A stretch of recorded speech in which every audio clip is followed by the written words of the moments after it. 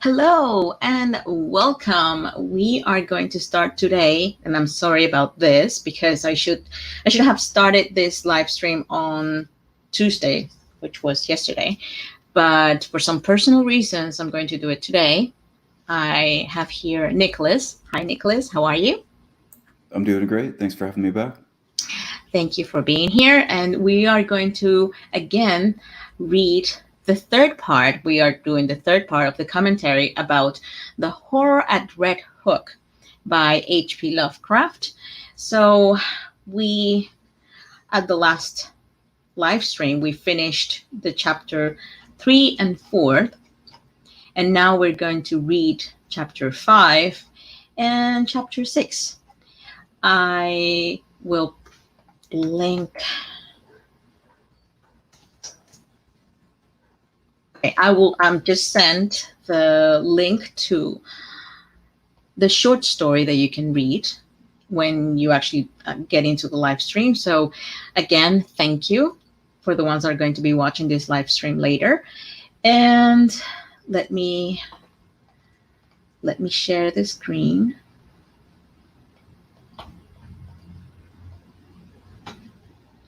Okay. Okay, if you want to start, Nicholas? Sure. All right, so The Horror at Red Hook, Part 5. Part 5, yeah. Then came the June wedding and the great sensation. Flatbush was gay for the hour, about high noon, and penitent motors thronged the streets near the old Dutch church, where an awning stretched from door to highway. No local event ever surpassed the Sidham Gerritsen nuptials in tone and scale, and the party which escorted bride and groom to the Canard Pier was, if not exactly the smartest, at least a solid page from the social register. At 5 o'clock, adieu were waved, and the ponderous liner edged away from the long pier, slowly turned its nose seaward, discarded its tug, and headed for the widening water spaces that led to old world wonders. By night, and the outer harbor was cleared, and late passengers watched the stars twinkling above an unpolluted ocean. Whether the tramp steamer or the scream was first to gain attention, no one can say. Probably they were simultaneous, but it is of no use to calculate. The scream came from the Suydam stateroom, and the sailor who broke down the door could perhaps have told frightful things if he had not forthwith gone completely mad.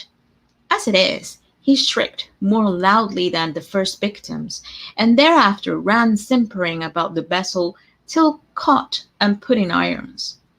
The ship's doctor, who entered the stateroom and turned on the lights a moment later, did not go mad, but told nobody what he saw till afterward, when he corresponded with Malone in Shepeshe.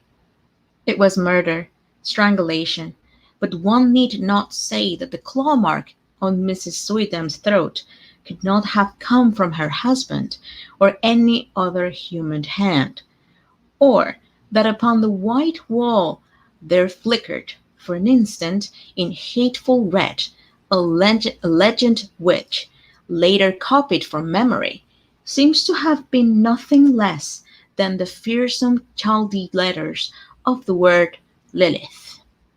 One need not mention these things because they vanished so quickly.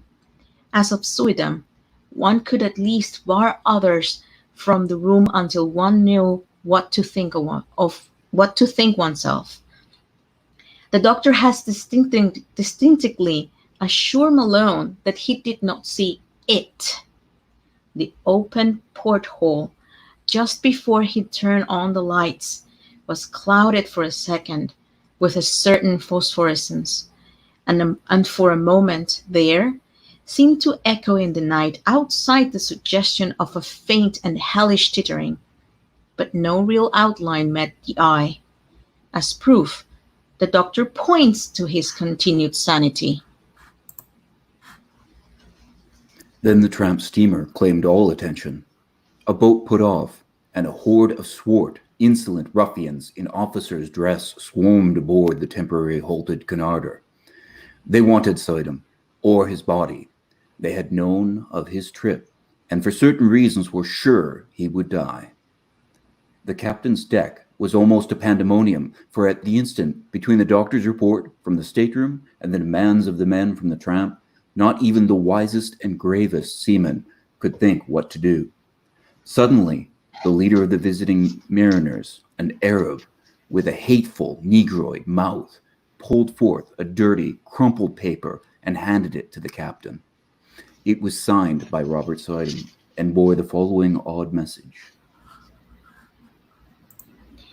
In case of sudden or unexplained accident or death on my part, please deliver me or my body unquestionably into the hands of the bearer and his associates. Everything for me, and perhaps for you, depends on absolute compliance. Explanations can come later. Do not fail me now. Robert Suidam. Captain and doctor looked at each other, and the latter whispered something to the former. Finally, they nodded rather helplessly and led the way to the Sidham stateroom.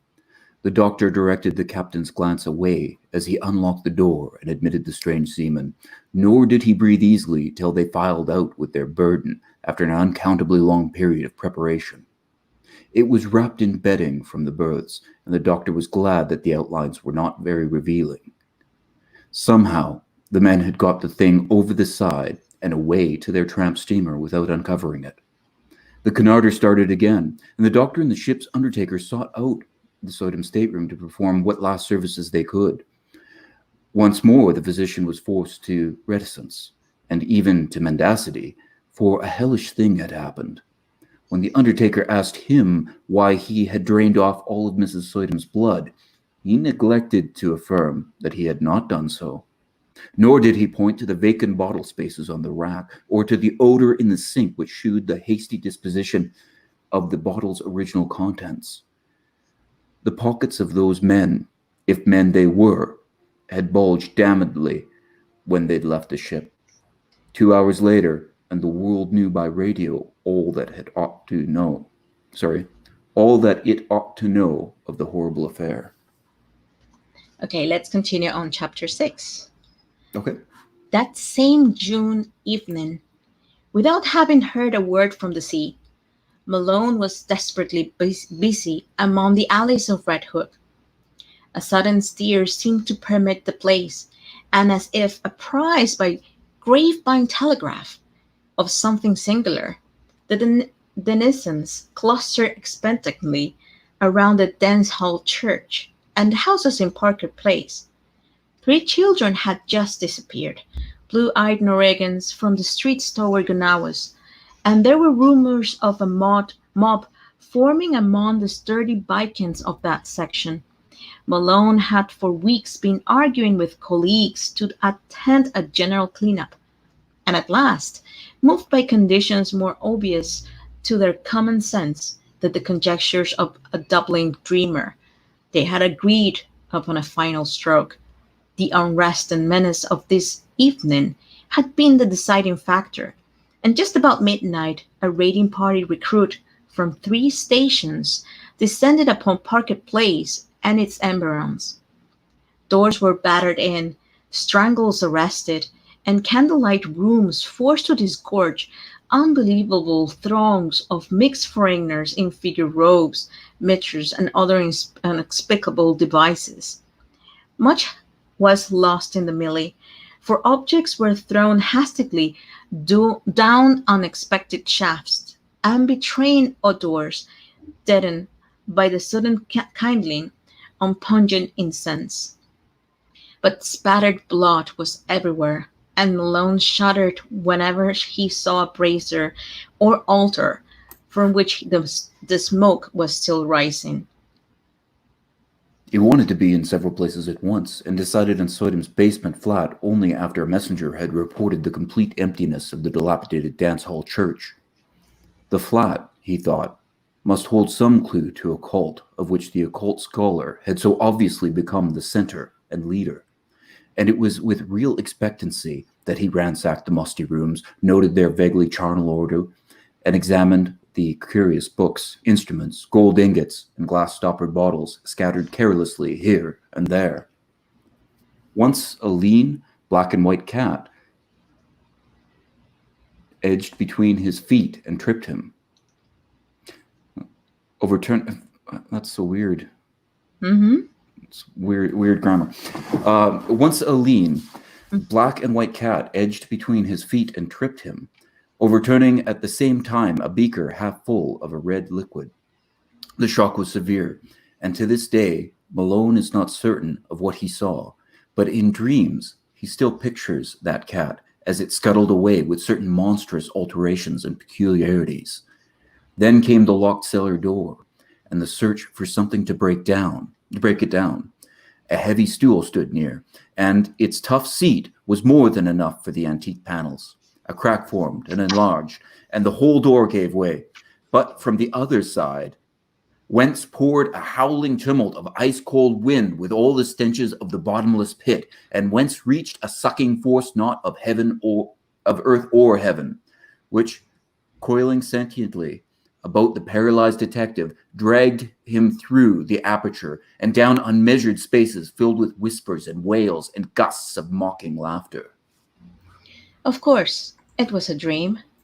All these specialists have told him so, and he has nothing to prove the contrary.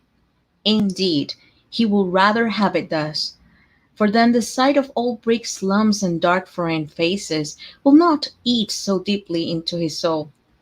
But at the time it was all horribly real, and nothing can ever efface the memory of those nightened crypts, those titan arcades, and those half-formed shapes of hell that strode gigantically in silence, holding half-eaten things, who still survive in portions screamed for mercy or laughed with madness.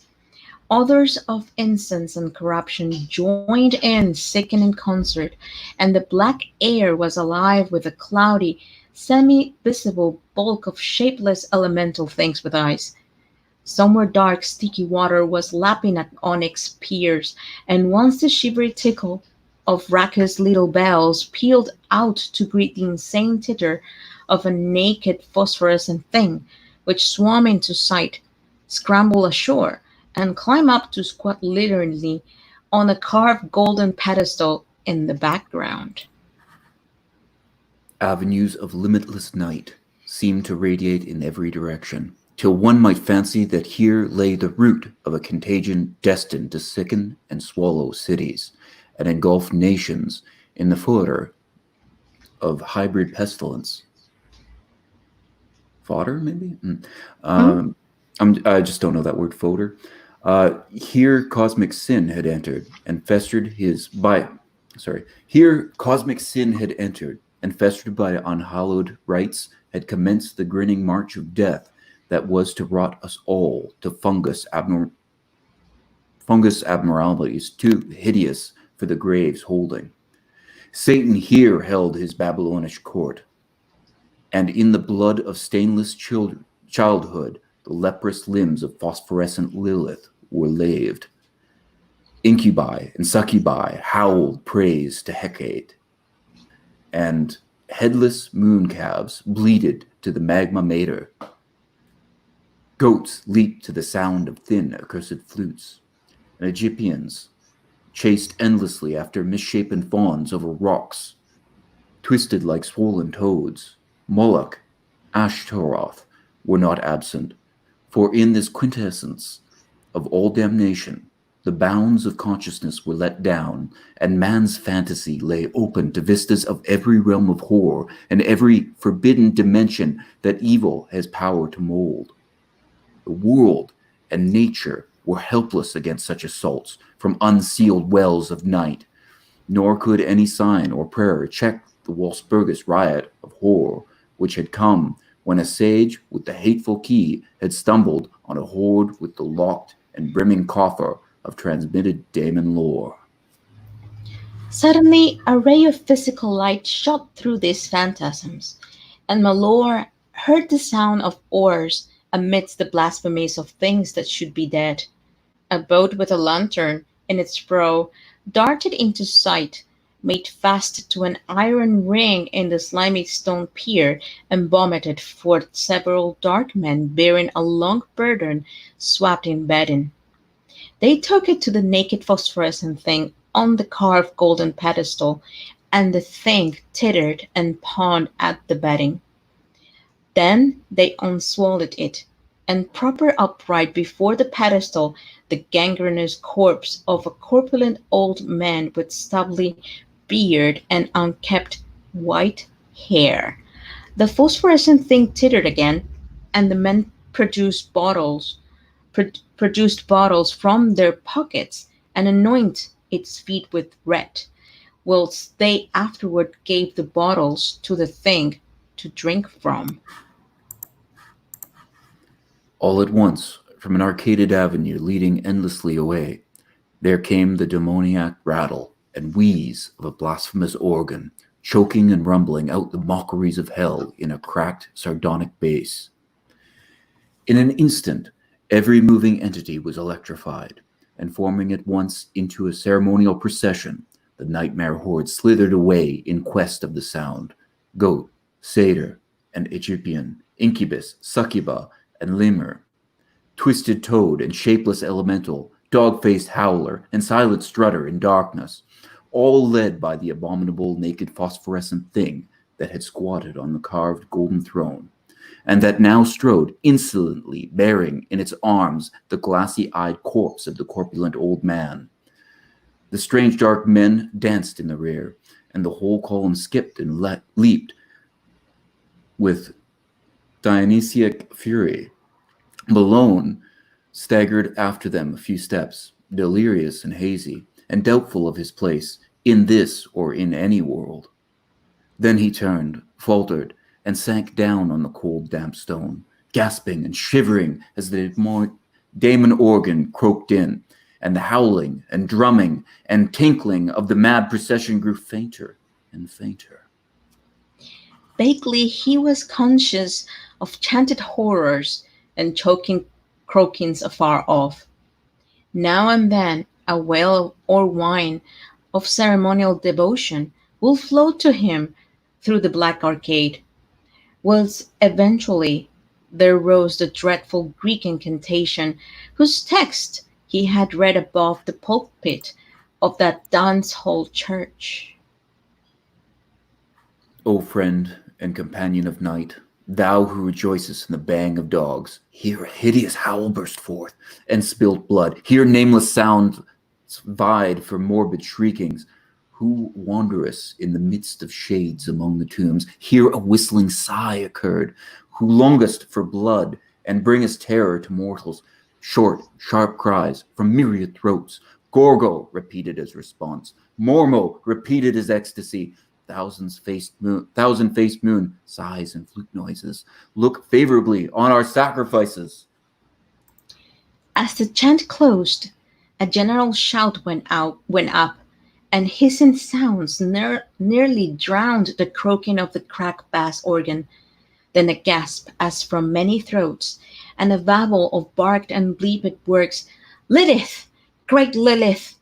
Behold the bridegroom! More cries, a clamor of rioting, and the sharp, clicking footfalls of a running figure. The footfalls approached, and Malone raised himself to his elbow to look. The luminosity of the crypt, lately diminished, had now slightly increased, and in that devil light there appeared the fleeing form of that which should not flee or feel or breathe, the glassy-eyed, gangrenous corpse of the corpulent old man, now needing no support, but animated by some infernal sorcery of the rite just closed. After it raced the naked, tittering, phosphorescent thing that belonged on the carven pedestal, and still farther behind panted the dark men. Sorry, let me try that again. Mhm. After it raced the naked. Okay, here we go. It's fine. After Oh. it raced After it raced the naked, tittering, phosphorescent thing that belonged on the carven pedestal, and still farther behind panted the dark men and all the dread crew of sentient loathsomeness. The corpse was gaining on its pursuers, and seemed bent on a definite object, straining with every rotting muscle toward the carven golden pedestal, whose necromantic importance was evidently so great. Another moment, and it would have reached its goal, whilst the trailing throng labored on with more frantic speed. But they were too late, for in one final spurt of strength, which ripped tendon from tendon and sent its noisome bulk floundering to the floor in a state of jellyfish dissolution, the staring corpse, which had been Robert Sidham, achieved its object and its triumph. The push had been tremendous, but the force had held out. And as the pusher collapsed to a muddy blotch of corruption, the pedestal he had pushed tottered, tipped, and finally careened from it on its base into the thick waters below, sending up a parting gleam of carven gold as it sank heavily to undreamable gulfs of lower Tartarus. In that instant too, the whole scene of horror faded to nothingness before Malone's eyes, and he fainted amidst a thunderous crash which seemed to blot out all the evil universe. Wow. Yeah, finally he's describing stuff. That was a really exciting one. Yeah. I mean, I can at last relate it to the last ones. I mean, the last short stories that we have been reading. What do you think? I think it's great, but are you sure you don't want to read the last one? Because the last one is really short. You think so? Oh, yeah. I don't know why well, yes, I think we should try and read it. Okay, so if we just keep on taking turns, then I'll get the one with the Latin. Everybody can make fun of me because I don't speak Latin, but I'll read that one. Okay, let me try and share it again. Okay, let me put it here. Okay, so let me start then. Chapter 7. Malone's dream, experienced in full before he knew of Suidam's death and transfer at sea, was curiously supplemented by some odd realities of the case, though that is no reason why anyone should believe it. The 3 old houses in Parket Place, doubtless long rotten with decay in its most insidious form, collapsed without visible cause, while half the riders and most of the prisoners were inside, and of both the greater numbers were instantly killed. Only in the basements and cellars were there much saving of life, and Malone was lucky to have been kept deep below the house of Robert Soydam, for he really was there, as no one is disposed to deny. They found him unconscious by the edge of a night-black pool, with a grotesquely horrible jumble of decay and bone, identifiable through dental work as the body of Suidam a few feet away. The case was plain, for it was hither that the smuggler's underground canal led, and the men who took Suidam from the ship had brought him home. They themselves were never found, or at least never identified, and the ship's doctor is not yet satisfied with the simple certitudes of the police. Soydam was evidently a leader in extensive man-smuggling operations, for the canal to his house was but one of several subterranean channels and tunnels in the neighborhood. There was a tunnel from this house to a crypt beneath the dance hall church, a crypt accessible from the church only through a narrow secret passage in the north wall, and in whose chambers some singular and terrible things were discovered. The croaking organ was there, as well as a vast arched chapel with wooden benches and a strangely figured altar. The walls were lined with small cells, in 17 of which, hideous to relate, solitary prisoners in a state of complete idiocy were found chained, including 4 mothers with infants of disturbingly strange appearance. These infants died soon after exposure to the light, a circumstance which the doctors thought rather merciful. Nobody but Malone, among those who inspected them, remembered the somber question of old Del Rio. An sint unquam demonis incubi et secubi et an ex tali congressu proles nasci quet. I think that was perfect. I think that was perfect. You read it. You really read that. I wouldn't be able to read that. Okay, I'm sorry. I'm going to continue. Where was? Okay. Before the canals were filled up, they were thoroughly drenched, and yield forth a sensational array of sawed and split bones of all sizes. The kidnapping, ep- kidnapping epidemic, where clearly had been traced home, though only two of the surviving prisoners could by any legal thread be connected with it. These men are now in prison since they failed of conviction as accessories in the actual murders.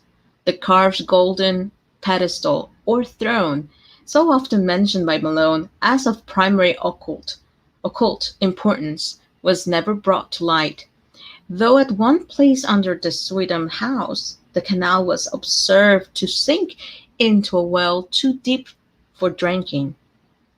It was choked up at the mouth and cement over when the cellars of the new houses were made. But Malone often speculates on what lies beneath. The police, satisfied that they had shattered a dangerous gang of maniacs and man smugglers, turned over the federal authorities the unconvicted Kurds, who before their deportation were conclusively found to belong to the Jezidi clan of devil worshippers. The Trump ship and its crew remain an elusive mystery, though cynical detectives are once more ready to combat its smuggling and rum-rumming ventures. Malone thinks these detectives showed a sadly limited perspective in their lack of wonder at the myriad unexplainable details and the suggestive obscurity of the whole case. Though he is just as critical of the newspapers, which saw only a morbid sensation and gloated over a minor sadist cult, which they might have proclaimed a horror from the universe's very heart. But he's content to rest silent in Shepeshe, calming his nervous system and praying that time may gradually transfer his terrible experience from the realm of the present reality to that of picturesque and semi-mythical remoteness. Robert Swedham sleeps beside his bride in Greenwood Cemetery. No funeral was held over the strangely released bones, and relatives are grateful for the swift oblivion which overtook the case as a whole. The scholar's connection with the Red Hook horrors, indeed, was never emblazoned by legal proof, since his death forestalled the inquiry he would otherwise have faced. His own end is not much mentioned, and the Swedhams hope that posterity may recall him only as a gentle recluse who dabbled in harmless magic and folklore. As for Red Hook, it is always the same. Sweden came and went, a terror gathered and fade, but the evil spirits of darkness and squalor broods of on amongst the mongrels in the old brick houses, and prowling bands still parade on unknown errands past windows, where lights and twisted faces unaccountably appear and disappear. Age-old horror is a hydra with 1,000 heads, and occults of darkness are brewed in blasphemies deeper than the well of Democritus. The soul of a beast is omnipresent and triumphant, and Red Hood's legions of blear-eyed, pockmarked youths still chant and curse and howl as they file from abyss to abyss. Knows whence or whither, pushed on by blind laws of biology which they may never understand.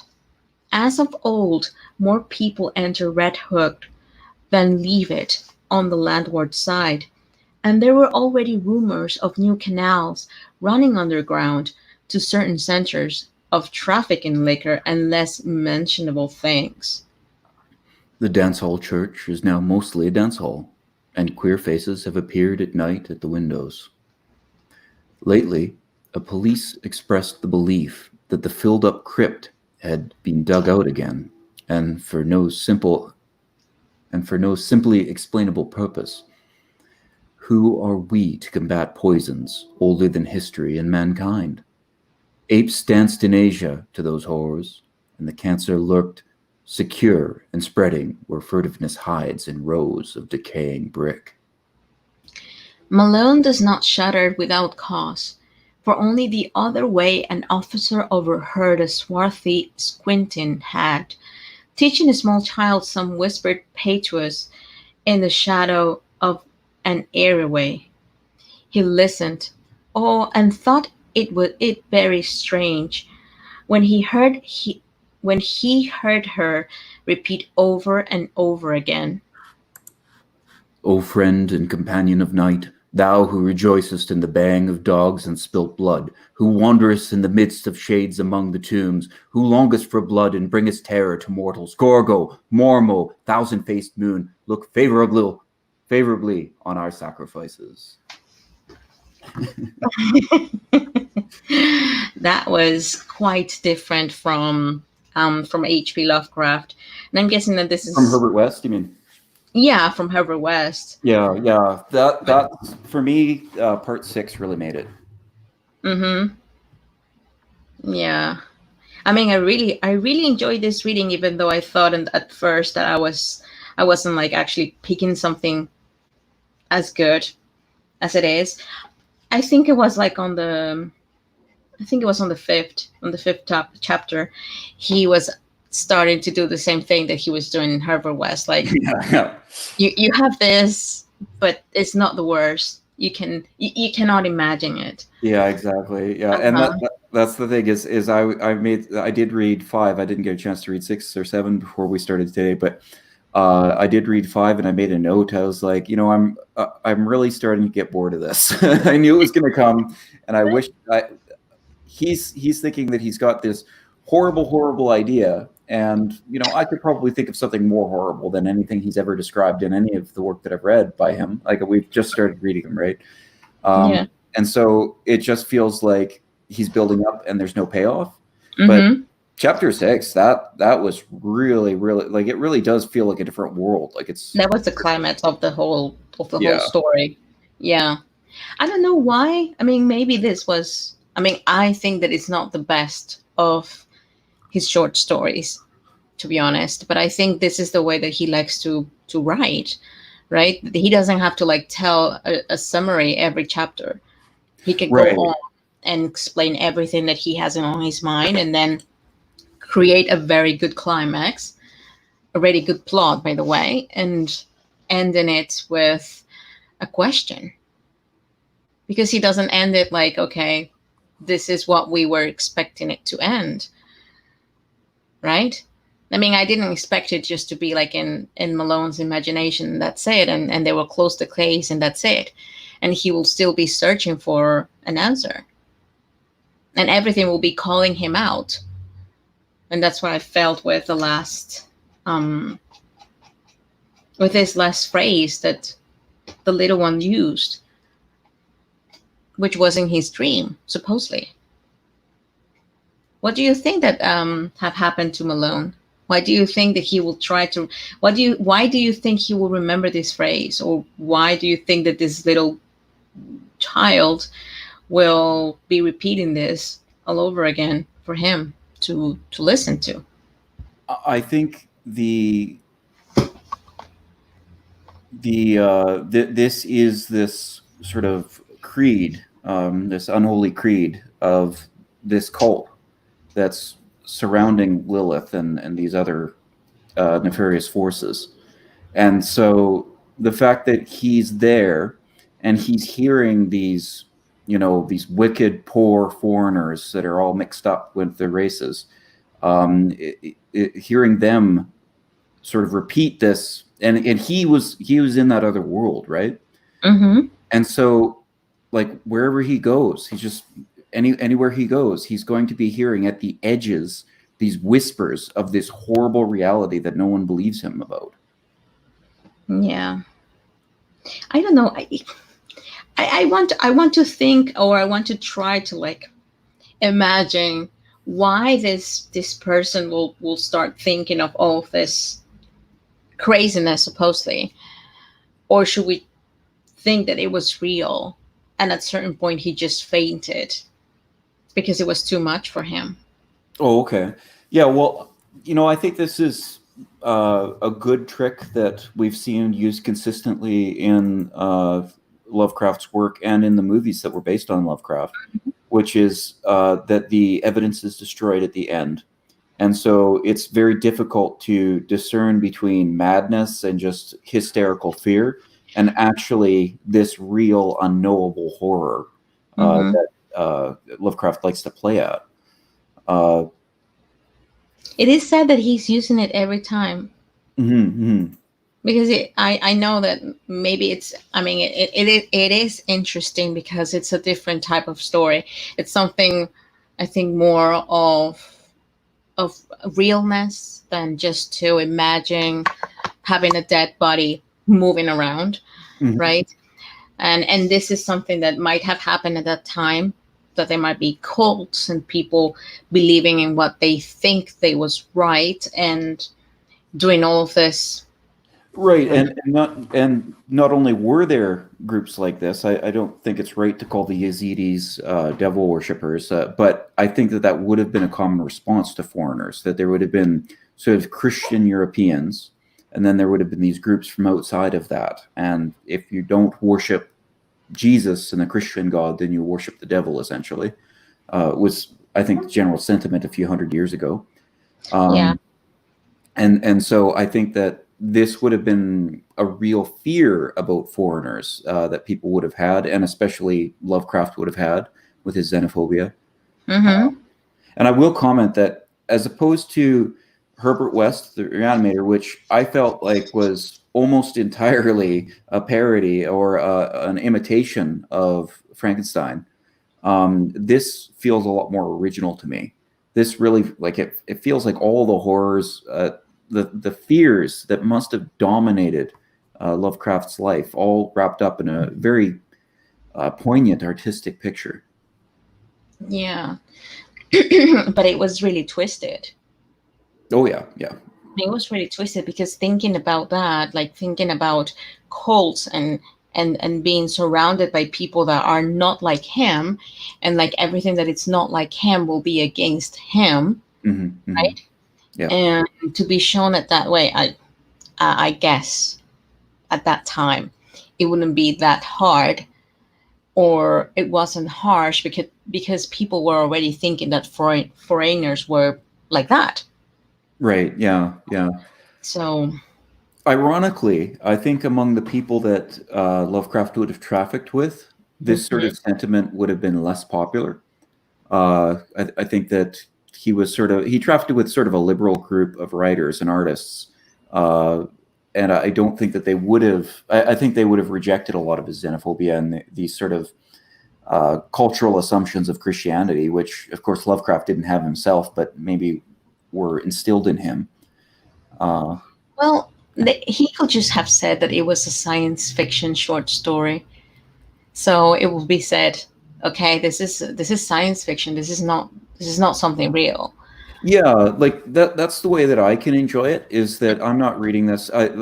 In fact, in writing five, what did I say? I said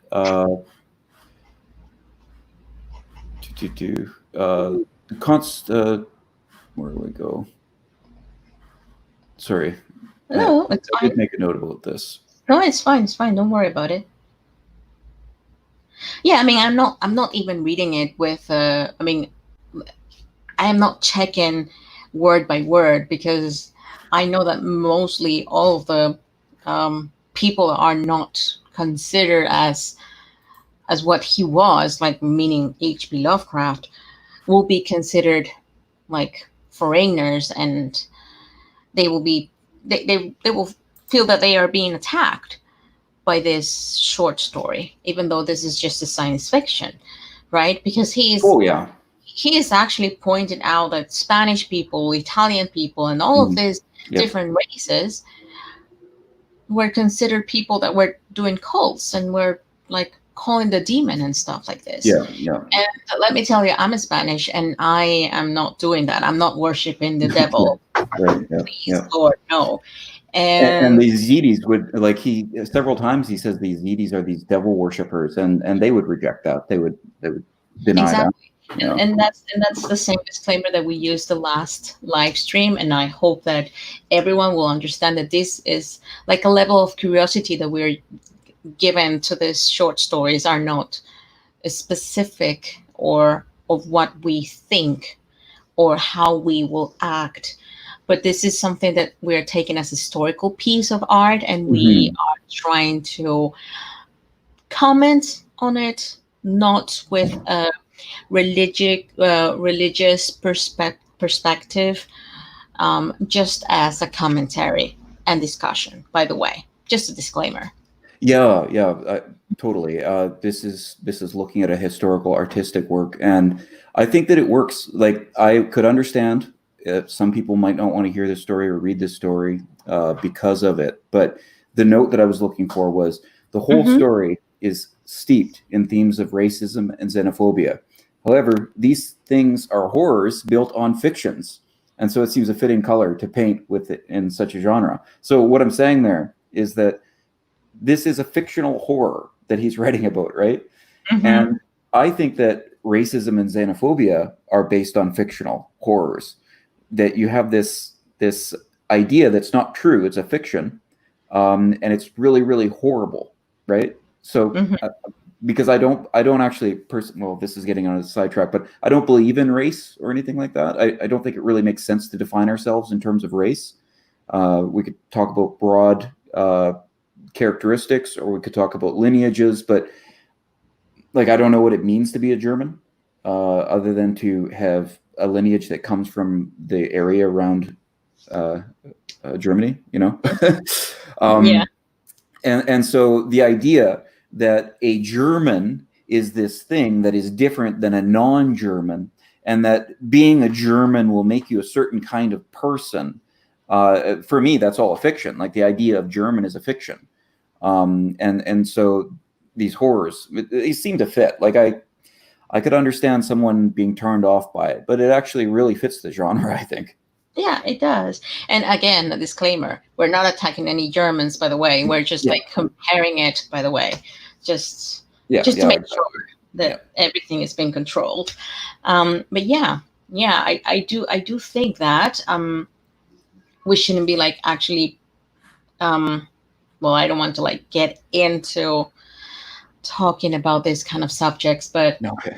yeah, it's way too broad. But I think that maybe H.P. Lovecraft was just trying to make well, it's not a satire, but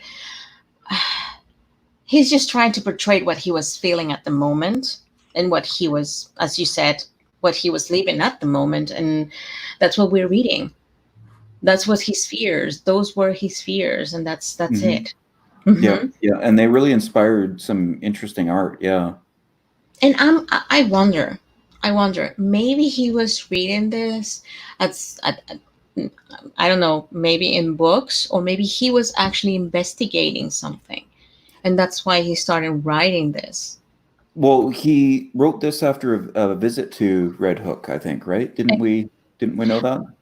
No, he was visiting Brooklyn, I Oh, think. Brooklyn. Oh, okay, okay. Yeah, he was visiting Brooklyn, and he stayed like for 2 days, I think, and that's when he wrote this short story. Yeah, yeah, and that really makes sense. Like this, I could tell that this is sort of being, uh, sort of welling out of him from his anxiety and things. There was a mark. I'm trying to find it. Hmm. It was either in the first part or the second part or something where it says something about. Oh yeah, here we go. It's in the end of the first part. It And said the first part of which one? The chapter 5? part one, Okay. like of this, yeah, of the whole thing. Hmm. So it says do they had been very witty and so one of them wagered, so people are being cynical about his investigations, and one of them wagered him a heavy sum that he could not, despite many poignant things to his credit in the Dublin Review, even write a truly interesting story of New York lowlife. And now, looking back, he perceived that cosmic irony had justified the prophet's words, while secretly confuting their flippant meaning. The horror, as glimpsed at last, could not make a story, for like the book cited by Poe's German authority, it does not permit itself to be read. And so this is playing off of his "it's indescribable" motif that he likes so much. But I kind of wonder if maybe he was having a discussion and he's maybe complaining to one of his friends about the lowlifes in New York or something, and they're like, you can't make an interesting story about that, and maybe they made a bet or something. I wonder if this is inspired by a real story in his life, and this is sort of a nod to his friend. It might be. It might be.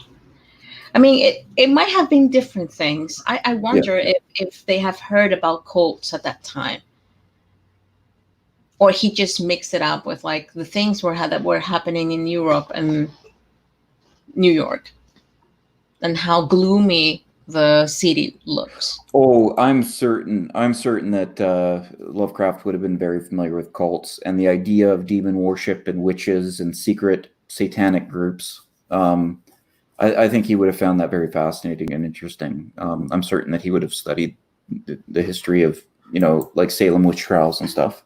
Yeah, because he was really specific about things. Mm-hmm. He was explaining each part of a cult, of what we could think of. Like we think about, I don't know, braziers and big fire and people, I don't know, singing and like singing tunes, or like the phrase that it was said at the last chapter, and saying all of these demonic words and names, right? But the thing is, well, I was trying to think. I don't have like a proper explanation. Why do you think that Suidam died in that cruise?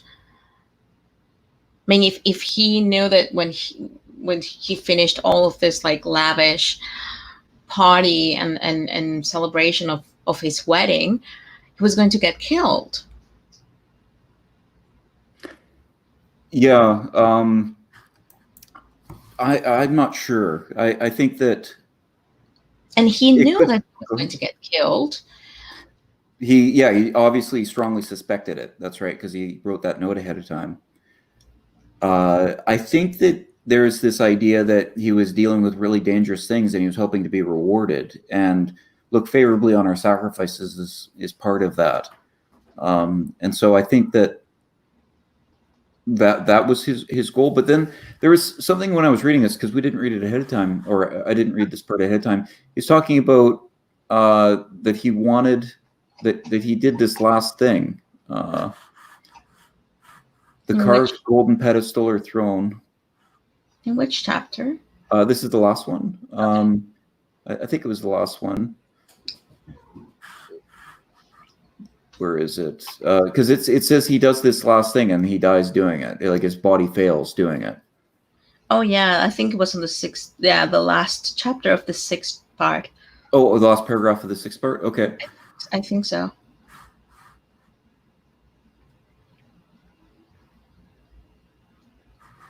Yeah, but they were too late, for in one final spurt of strange width ripped tendon from tendon and set its noisome bulk, floundering to the floor in a state of jellish dissolution. The staring corpse, which had been Robert Sweetnam, achieved its object and its triumph. It's like it seems like he needed to be dead to achieve it, to achieve something. Well, yeah, he pushed this thing, and it finally careened from its onyx base into the thick waters below.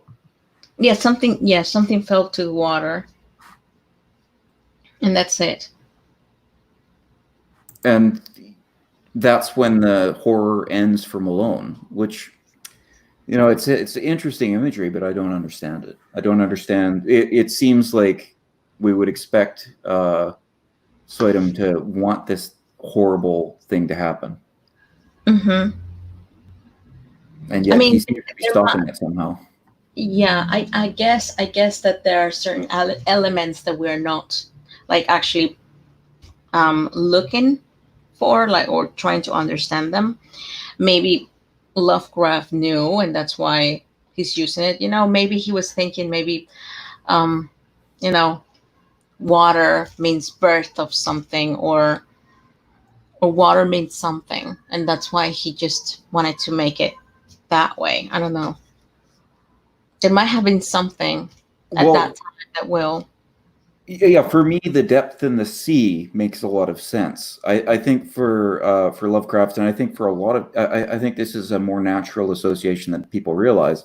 The Hmm. depth of the sea and the extremes of the universe, Hmm. that is the outside. That's where the horrible things come from. You get your sea monsters, you get your aliens, you get your gods. That's Hmm. where they come from, the sky and the water. Uh, But do you think Sweden wanted to like stop this? I mean, he wanted to like end the demons, and that's why he wanted to like bury it in the deeps, in the depths of the sea. that's what doesn't make sense to me. Yeah. Mm. Because it seems to be going against everything that he's been doing. He seems to be this horrible, horrible guy. And I don't know. Like, it would have been nice if the idea is that he tried to do something with Lilith. Lilith didn't honor it. And so he decided to defeat Lilith in response. But that isn't given to us in the text at all. Yeah, and I think that's why it's the beauty of the short story, because it's making us think. We have our thoughts, like we have our Sure. our I don't know. It will be different for you, and it will be different for me, but we still have a plot. Yeah, that's a good point. Yeah, this Mhm. elliptical nature of the short story gives And us more room to think. it's the same thing that you have said. It's like it's the complete different story that we have now when we're watching a movie. That everything is being explained in in the movie, and you don't have to think about it, right? It's something that Right. is Yeah. being Yeah. said and done, and you're just watching it without questioning you anything. Yeah, exactly. Yeah, our comments about modern film, where everything is just explained almost like we're children on the screen. People have to constantly be telling us what's happening, rather than in older That's the exact films. thing, and I think that's where we're missing, we're lacking. We need to start thinking. We need to start avoiding certain things in the movies and new stories, so we can Hmm. start think. I know that we can do that. I mean, I love these kind of short stories. It give us material to make our imagination to go away. Yeah, yeah. To go out and imagine things. Yeah, yeah, Exactly. Hmm. Yeah, and I really like. I mean, I would have loved to see the phrase that you read at the end that was actually mentioned before. I think it yeah. was A few times. Yeah. in chapter 6, which had, in like in it's not quotations, but the thing is that they were saying what was happening in between the lines, Yeah.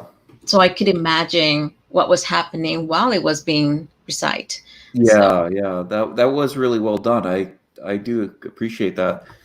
I've never seen something done in this way before, Mhm. to sort of intersperse the quotation with these parenthetical notes, but it did work very well. And And you can imagine what was happening because it's not a plain sentence, yeah, yeah, right? It's not a plain sentence, and that's the beauty of the story itself, that you can read it and you can imagine it. It's not no and one is telling you. yeah, and something else that I'll say is I felt like the tempo and rhythm was better in this. Like, I think overall I like Herbert West more than this one, but I don't the know how it was writing. written, by the way. Yeah, I agree with you.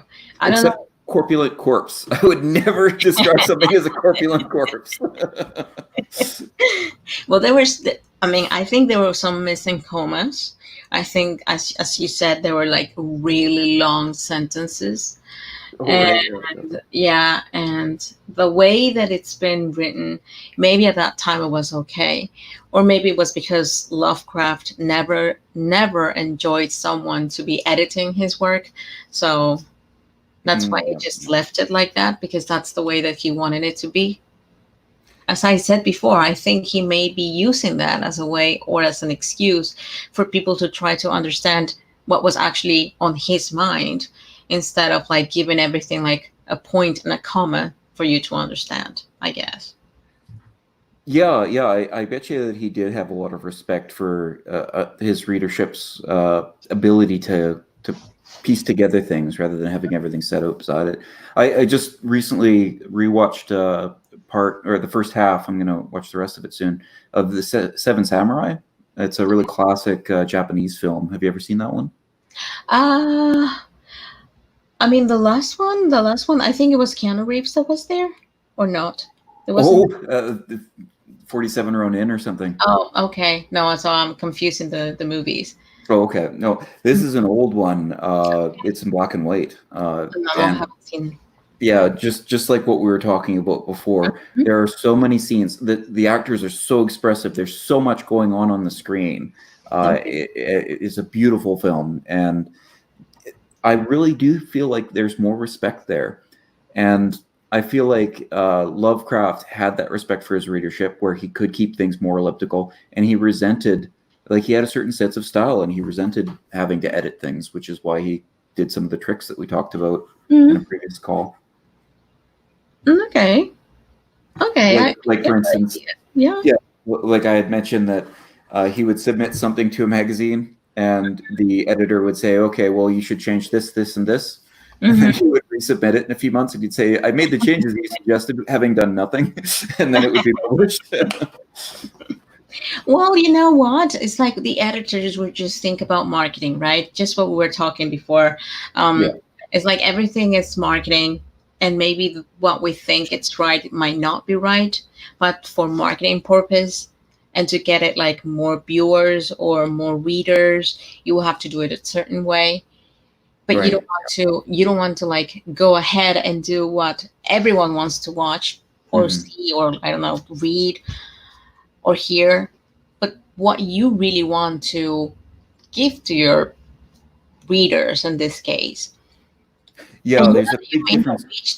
Yeah, and I think he may not have reached enough readers, but the ones that he reached out was the ones that he wanted to reach.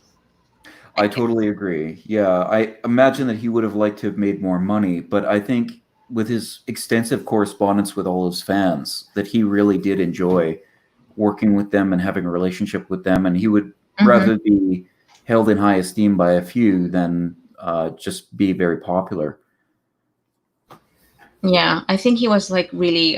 He was really proud of his work. He was Hmm. really proud of what he was writing. I'm sorry. So he really wanted to like show that in the way that he was writing it. Right. Yeah. Yeah.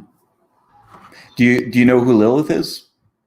No, not actually, but I'm thinking that it might be like a demonic possession, or ghost, or. Yeah, so it's a religious figure from an ancient religion, and it's also been used as a demon name in some religions. But the way that I'm most familiar with Hmm. is the story that was sort of written into Genesis by Jews. So I don't know if you're familiar with Jewish scholarship or anything like that, but they have the Old Testament and things, and then Hmm. for a period of centuries, they started writing all of this stuff to sort of fill in the gaps because Jews would have questions. They'd be like, "Why did this person do this? So, like, where did this come from?" and that sort of stuff. And so Hmm. Jews would come in and they would write in extra stories that would explain that. And so Christians generally would not consider those to be true stories, but Jews often do consider them on the same level or very important. And so, who was Adam's first wife? Do you know? Eve. That would be what you would read in the Bible and everything like that. But in these extra stories, Okay. before this relationship with Eve, there was Lilith. And I haven't looked up this myself, but I've heard that Lilith was also created by the dust. So she wasn't lesser than him. She wasn't created from Adam, is the argument. I'm not sure that coming from Adam suggests that she's lesser than him, but that's the argument that I've heard. And that she did not want to submit to Adam, and that she was basically divorced and banished, and she became this nefarious, evil creature that was this mother of demons in Jewish religion. That's really interesting, and I didn't thought that was like a real character. Yeah, yeah. Well, yeah. All this stuff is based on real stuff and history. Like if you look at these names, I don't recognize a lot of these names, but if you go to the end of 4, we've got hell, and hell is, I think, another name for it's the Norwegian name for the person that runs hell, I think. Sabua, I don't know that one. Tetragrammaton, that's literally just means 4 letters. It's Yahweh. It's the 4 letters that make up the name of God or Lord in the New Testament. Iova,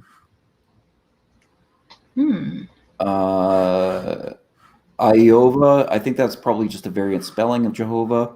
Adonai means Lord, and it is a term that's used in ancient religions.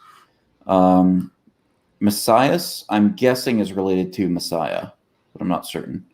Yeah. And so these are, like, he didn't make these up. There are a lot of names, like when he talks about Cthulhu and stuff, that he does make them up, but these are historical. And that and number 6, like part 6, I really felt stepped this up. This really felt that he, like when he's using the Latin and things like that, that is when you're really taking talents and doing something somebody else can't do. It was a really great payoff, as opposed to, indescribable horror. Yeah. Yeah, it's true. Gave And it a lot of- I'm guessing that he's putting part of what he had been reading his entire life at this point, and to add, I don't know, as something priceless that we can actually like enjoy. For instance, I don't know much of the names, but I can relate some of them because I have heard of them. I haven't heard of Lilith, which is quite an interesting approach. I don't know about the Jewish history or the books, so I'm so sorry if anyone that has that religion will be in this live stream. I'm terribly sorry, but it's really interesting to know that it comes from somewhere. It has not been. I mean, this story, at least for certain things that we have read, are down to earth. Comes from a book or comes from somewhere in the ancient books. That's great. Yeah, that tells you how rich Lovecraft's mind was. Yeah, He could remember all of these stories, because I don't think that he might have all of these books with him. Yeah, that's the other thing that we should really remember when we're looking at these older writers, is that, like, I'm a writer, and I've got the internet. So anytime that I need to double check something, it's right there. Whereas writers in the past, they didn't have this technological aid. And I don't think they had like all of the writings. I don't think that he was like having like a diary of all the things that he wanted to write about. Or maybe he did, but I don't think he had like all of it written down. I mean, that will be the only way to remember all of these words. Only if he was really into the story or really into the topic, which it seems he is, or he was in this case. And that for me, it's something magical, because he remembers all of this from scratch. So that means that he really loved that. He really loved those stories. Yeah, I think there's a lot to that. And he probably had some specific texts for ready reference as well, or maybe made some notes for himself, I imagine. I mean, he might have been like quite a big diary, because he might have been bringing it with him and writing everything down, and then trying to put just unified everything to make it as a short story. Hmm. Mm-hmm. So what do you think about the difference? One difference between this and Herbert West is the protagonist in Herbert West is the narrator, I would say. Yeah. Mm-hmm. And in this, we have Malone. So it's not a first person perspective. How do you feel about that difference? Mm. I mean, in this case, I don't have a narrator.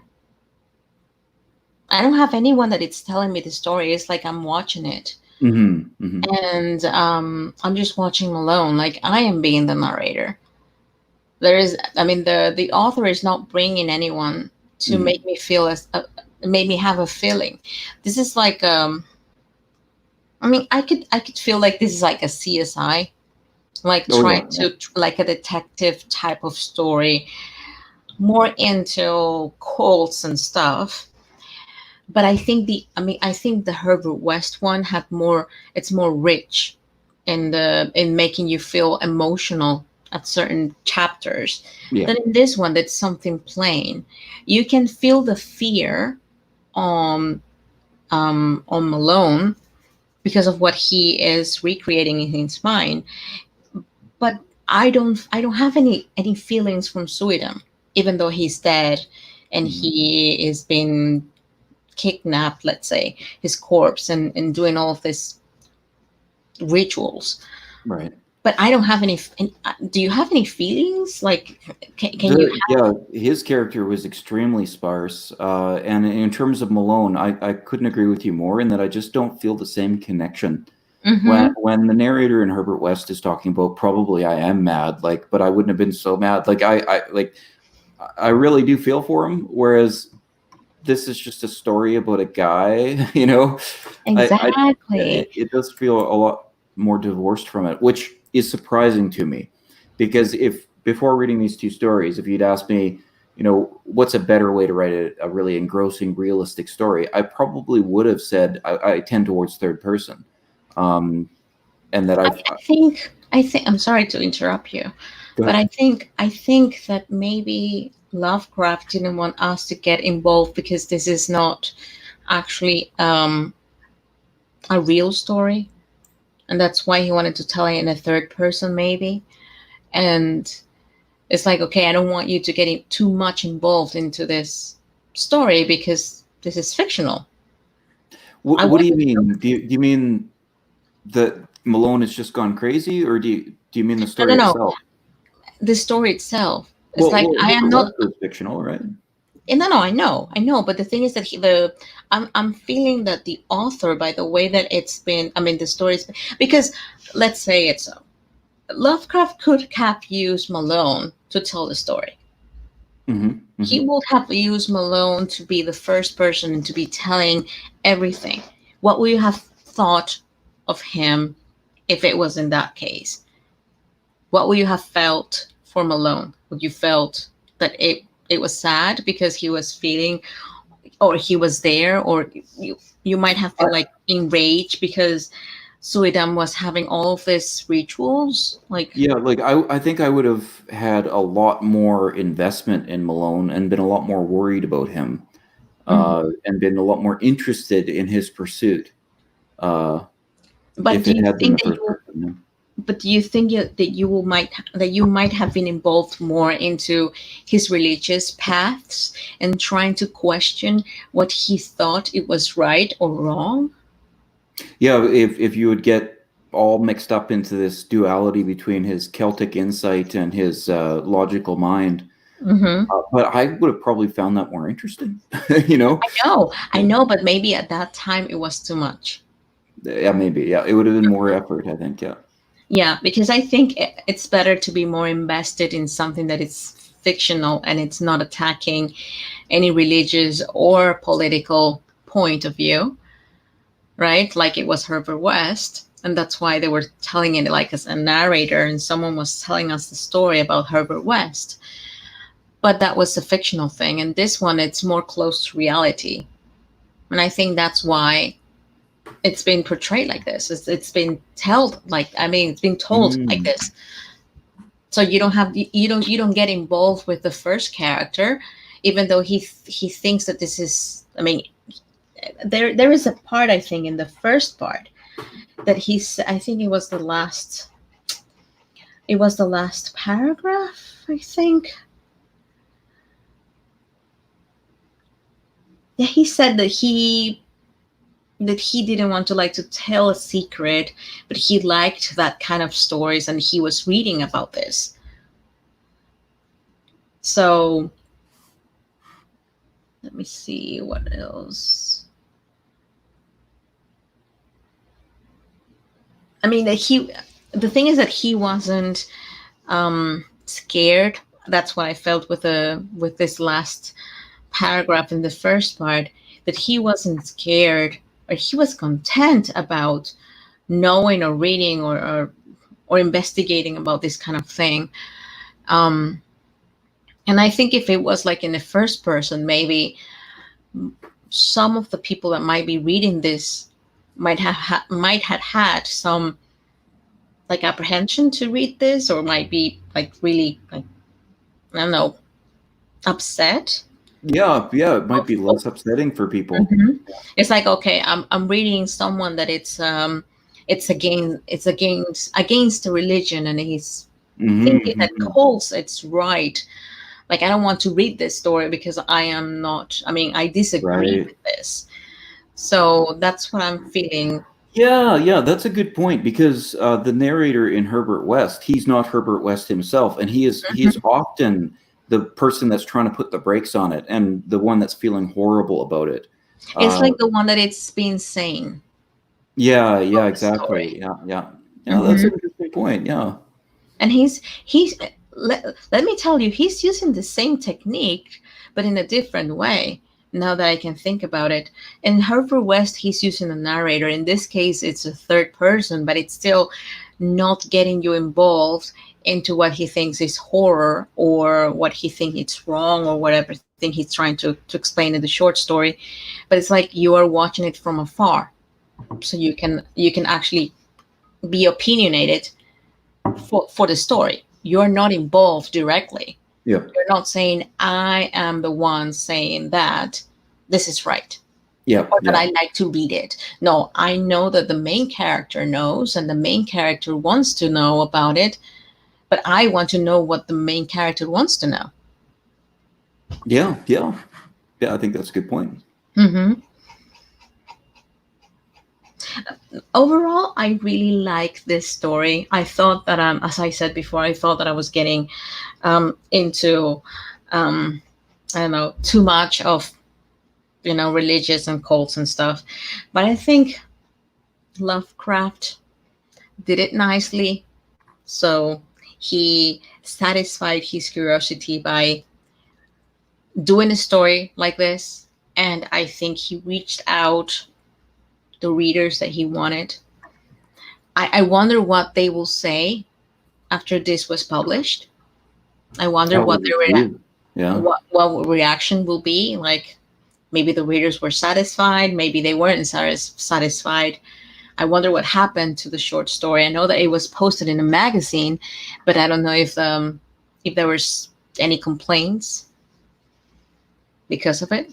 Well, I think he pretty much just submitted to Weird Tales. I think there might have been one exception, and he wasn't paid for his work. I think he submitted to Amazing Stories, and they published his work, but they didn't pay him because it was not. It was a fanzine. It was something that people wanted to be published, so they submitted things that wasn't they were being paid for it.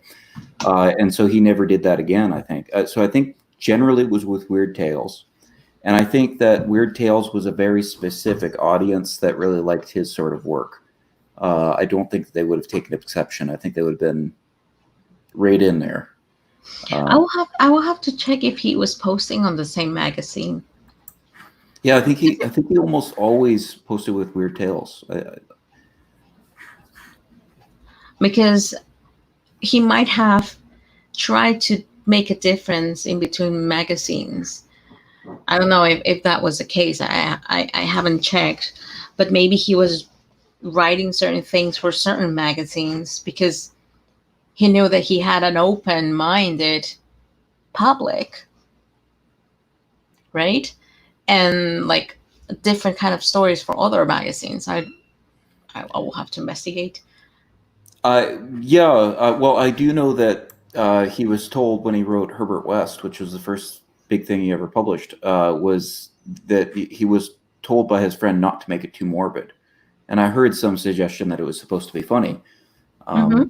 And so I think that those considerations were there in his writing. Morbid. But sorry, say that again. It was quite morbid. Well, that's the thing is that's my point, is that I think that he did have those considerations, but I think that he probably chafed against them. Uh, we were talking about this earlier about him having an ideal and what he thought would be best, and that being different than the marketing perspective. And Mm-hmm. I can tell you, as an artist myself, there's just a certain amount of arrogance that goes along with it. For you to create anything, you have to think that you can do something, right? You have to have some sort of pride in what you're doing. And so I suspect that he probably did have these considerations presented to him, and he had to work around them. But I imagine in his heart, he really resented anything that was considered a constraint on his work. Exactly. And I think arrogance was the best explanation that you gave here. It was arrogance, I mean, to get everyone's point of view towards him. And he's like, okay, I'm listening, but this is not what I want. Mm-hmm, mm-hmm. So you can have your opinion and I can say yes, but it's not what I want. Yeah. I think that would really describe him. Yeah. Uh-huh. Uh-huh. Well, I think, as I said, overall, I really enjoyed the story. I don't know if there is something else that you wanted to mention. I think we have covered a lot of this story, but I don't know if you have something else to mention, Nicholas. I do think it's interesting in Lovecraft's day, and everything was so Christian centric and Judeo-Christian centric that even though Lovecraft was not a Christian, all of this has the themes of the Black Mass, like the inversion of the sacraments. Like it begins with, there are sacraments of evil as well as good about us. And the idea that his picture of evil is the inversion of Christianity. I find that ironic because I don't think that his image of good would have been Christianity. So That's what I was saying. That's what I was saying. Maybe he knew his public, so he didn't want it to make people to I don't know, not to read this story. Maybe he really wanted people to get into it, but he also wanted to add his own point of view. It's like, how can I mix both? Sure. Right? So he's not attacking the religious, he's actually pointing it out and having valid points there. And that's the great thing of this short story. It's like he doesn't have to believe in that, but he's respecting, even though he's actually pointing out some other xenophobic thoughts that he had. But well, maybe you're right in that was his intention, but my point, I assume that it was not because he had thought about it and he wanted to appease his audience. I don't think his audience would have been very Christian, but I think that they would have been surrounded in this mythos of Christian-centric thinking. So, like, I think somebody in 1902 that thought, I hate Christianity, when they thought about religion, they probably just generally thought of it in terms of Christianity anyway. I don't believe any of that stuff. I worship God, who's good and merciful and just, and the way that I imagine him to be. And it's like, wait a minute, not all religions think about God as being merciful and just in all of these things. This is a very colored view that comes from a Christian-centric history. Yeah, true.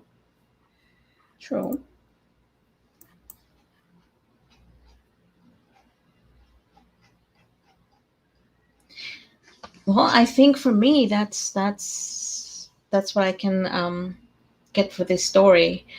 Yep. I think we've milked this corpulent corpse as much as we can. specifically that corpse. Yeah. Specifically, yeah, that was quite an interesting scene or image to have in your mind. Just to go with that to bed. It's like, okay, I'm thinking about the corpulent corpse. Well, corpulent means corpse-like. So, Yeah, so it but literally means a corpse-like corpse. yeah, that's what I brought up. I don't know if he wants to like reinforce the word corpse, and he wants to like corpulent corpse. But anyways, that's the kind of writing that they were doing at that time. So we shouldn't be laughing. This is part of We Lovecraft. can laugh. We can laugh. You'll laugh at me one day. Well, it will be like in 100 years, and I don't think I might be, alive to smile and laugh. But maybe other people will You're be. not going to get uploaded into the Matrix. Wow, that sounds good. If I can like go back and go back to the Matrix and then going back to normal life, maybe sounds great. Sounds great. I need to write that down. Okay, then. I think that's about it. I think we have covered mostly all of this. We'll have to decide, by the way, which story we'll be reading next. Are we going to do another H.P. Lovecraft one? Yeah. Okay, great. Yeah, but I think we should try to I don't know, maybe trying to make some papers and trying to check it out, like like decide it randomly which story we want to read. You'd like to decide it randomly? Okay, sure. I don't know how to do that. I mean, like to put it like in every single paper, like writing it, the names of the stories. And then it would be very selecting one. simple. We've got this big, nice list here.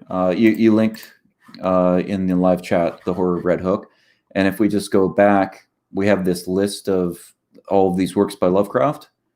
Oh no, that's not what I want. Publication. Oh, that's a publication history. That's not what I'm looking for. I'm looking for. Oh, the whole thing. I think. Oh wait, like there's a big list on this website anyway. His writings. There we go. Oh, fiction. There we go. If we want to do fiction, there's this list. And we could just roll dice or use a random number generator and then just find out where on the list that is. It'd be very easy to do. We don't have to write anything down. Yeah, I'm already like sharing the screen. I don't know if everyone will be able to watch it. Yeah, already like being following what you're saying. Okay. Oh, I guess. Okay, yeah, there we go. Yeah, so like if you just look at that list, that's what I'm talking about. And if we roll a couple dice and the total is like a 1, then we would take the first one on the list, right? And if it's like a 33, then we take the 33 on the list. I hope if you want to decide it randomly. Stories, by the way. Say that again? I hope that all of them are short stories.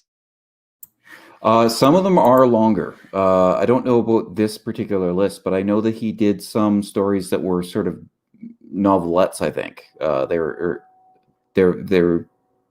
very long short stories. He was trying to, in some ways, break into the novel, I think, but I haven't read any of them. But something that I've heard of was that it just didn't work because the way it was described in the person that he was some sort of expert on Lovecraft, and he said that the difference is that a short story can really take place in one location. You don't really need it to move around and change a lot. It's just sort of you're here, this happens, then you're done. Whereas with a novel, generally, you do need to move around a bit. Okay. You need more change. You need more dynamics because it's so much longer. Okay. Like, why am I saying? I mean, why did I said if I wanted to like read a short story or a novel is going to take us a long time. So I rather read it like a short story.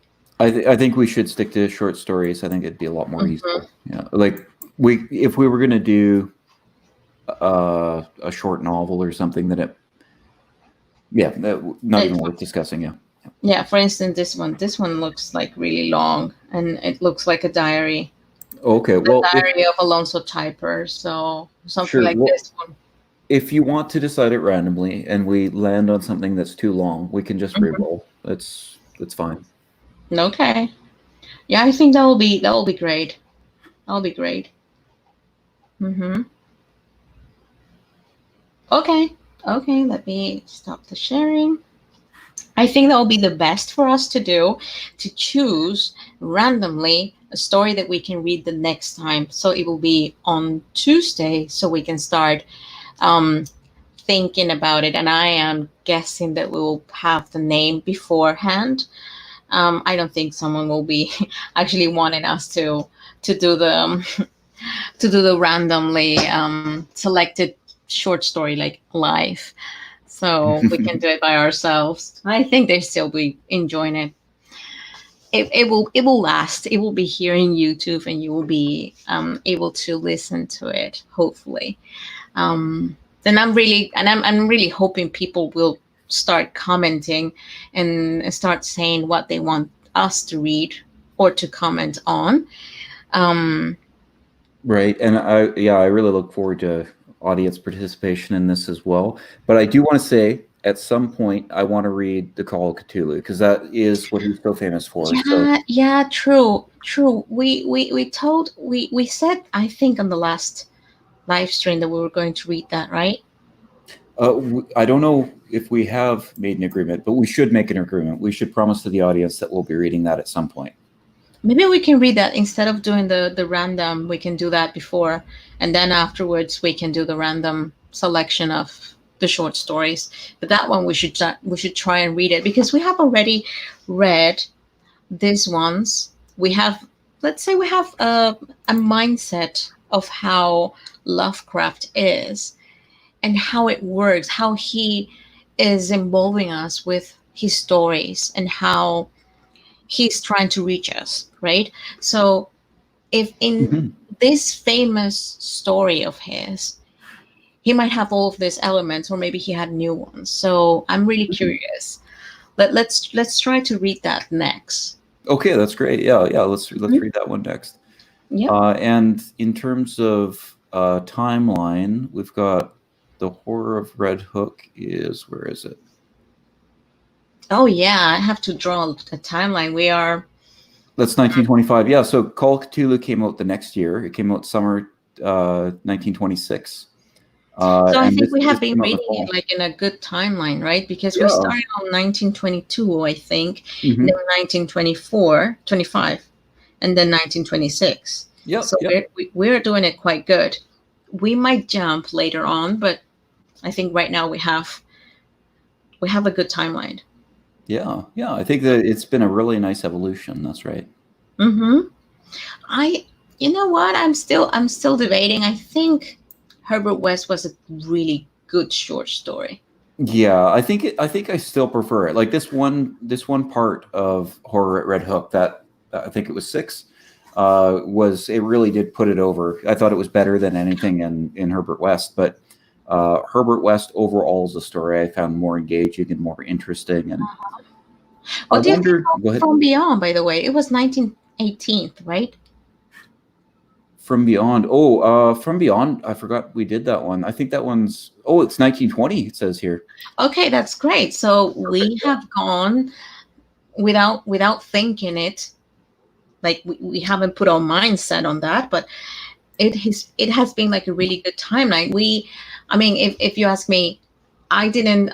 It's not that I didn't like From Beyond, but I think it's more.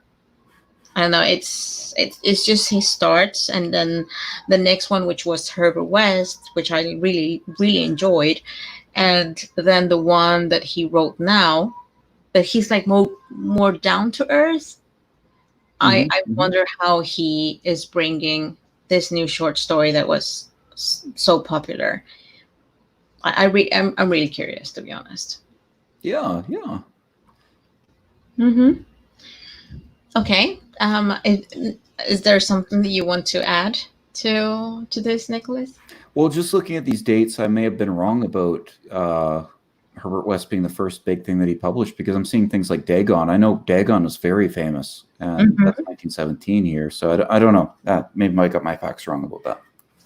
Well, he had so many short stories. We'll have to like try to read at least half of them to be able to understand the timeline. So he might try to get something from, I don't know, past short stories that he had like a really big impact, to use the same type of content or the way that he was writing it down. Yeah, and like there's another one that I would like to read at some point, which is the I think the history of the Necronomicon, or whatever, wherever he first introduces the Necronomicon, because that was another really big influential creation, artistic creation, that a lot of other people drew on, just like Cthulhu. Mm-hmm. Uh, and so I'd be interested in that. And something that we might do sometime is we might read a story by somebody that was influenced by H.P. Lovecraft, like Neil Gaiman. I think is a big fan of him. Okay. There's a few other more contemporary authors that really love Lovecraft and have written things in the Lovecraftian style. And it might be interesting for us to read one of those and compare it. Yeah, that will be great, because I'm guessing that all of these zombie stories and all of these necromancers and crazy stories about, I mean, what we have now, like in modern history, in quotes, will come from him, I guess. Yeah, like there's a old Nintendo game that I still play to this day. It was called Faxanadu, or Fazanadu, and it just has some things in it that I didn't know I think came from Lovecraft. Like there's the onyx Great. ring. Uh-huh. Uh, I forget. There's a few other things that I've seen in it that now that I'm reading Lovecraft, I'm like, oh, that's where it's from. That's really interesting. Oh, thanks, Jasmine. I'm sorry to interrupt, Nicholas. Jasmine is the one that was helping me, the one that I sent you the picture from, the Okay. thumbnail. Thank you, Jasmine, for being here, by the way. Yeah, I mean, we were just talking about the live streams here, and we were debating with her if that was, I mean, if this was correct for me to do in this, in this YouTube channel, because she was also suggesting that maybe it could be in another YouTube channel, but if it's not affecting the normal subscribers, then it could be here, which is fine. Yeah. Yep. Yeah. No, Mhm. I think that's a good consideration to have, is that an audience can be confused and distracted, and sometimes you do want to focus on something. Yeah, yeah, but I mean, for now, I think it's the best, and it could be, and I'm thinking about it, but it depends on the time, that I might like move this to a different YouTube channel, so it Hmm. will be only about commentary. Sure. Sure. Okay. Right? So it will be like only, I mean, not me reading anything, but us commenting. I mean, doing, um, maybe summaries or discussing things about different kind of things. I mean, different stories like this. I'm still debating. I'm Yeah. still debating.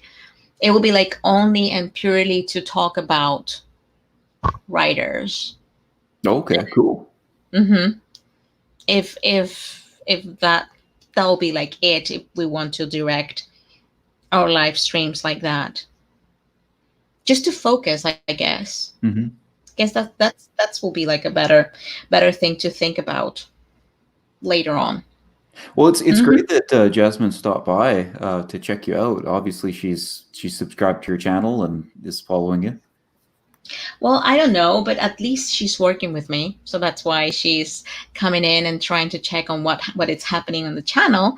And I have told her that I'm usually do these live streams, and we were actually discussing about the thumbnails in the live stream. So I'm really glad that she's taken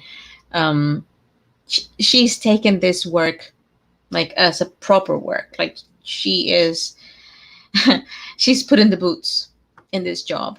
Let's say it so. So, well, I think that's about it. We're going to wrap this up. This is, I think, the last part, because I thought there was going to be only the the fifth and the sixth chapter, and that's it. But we finished the entire thing, which was great. I think we had to end this story. We would decide to read. Please, Nicholas, can you pronounce that name? It is unpronounceable by human apparatus, but it would be Call of Cthulhu would be my reading of it. Your best guess? Yep. I don't even know how to pronounce that. But The thing I know is that it's supposed to be impronounceable and that it's supposed to be 2 syllables. Okay. I still need to check that out and try to pronounce it on my own. But I promise I will. The next time it will be that story, and we will start from scratch. So this is already over for anyone that will be staying up till here. So as I said, thank you so much for everyone that will be watching this live stream later. Please, if you have any comments on the live stream, if you have something to say about the story itself or something that you want us to read or to comment about, please let us know. And please follow Nicholas, that he has also a channel. Congrats, by the way, for your 1,000 subscriber, 1,011, what you told me before. Yes, as of today now, yeah. Yeah. And your channel looks promising. You're working on it and you're starting to post more videos. So please follow him as well. His nick in YouTube is Nicholas Cato Strode. So please follow him if you watch this live stream. That's right. Cato Strode, yeah. And you can see me in the live chat there. I commented and I pretty much comment in all of these videos, so you can see my account there, yeah. Yeah, so please do check his channel. So thank you so much. As I said, we'll be on a new live stream next week. Thank you, Nicholas, for being with me here. Thanks for hosting again. This has been great. I've really enjoyed it. Yeah, I really have enjoyed this story. I hope that we have the same luck on the next one. So thank you, guys. Have a great night, and I hope to see you guys soon.